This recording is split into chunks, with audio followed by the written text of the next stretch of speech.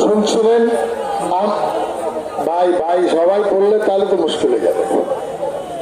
আমরা প্রায় শেষ প্রান্তে চলে এসেছি। 12টায় শুরু করেছিলাম, 2:30টায় বাজছে।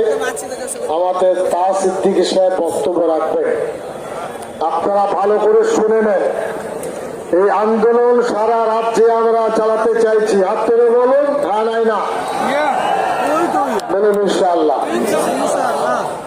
ডায়মন্ড হারবার যেখানে সাগরদ্বীপ, নামখানা,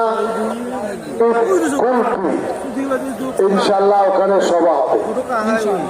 জয়নগরের কাছে নতুনহাট বকুলতলা সভা হবে, বারুইপুর সভা হবে, বসিরহাট এলাকায় সভা হবে, বারাসাত এলাকায় সভা হবে। বর্ধমান জেলায়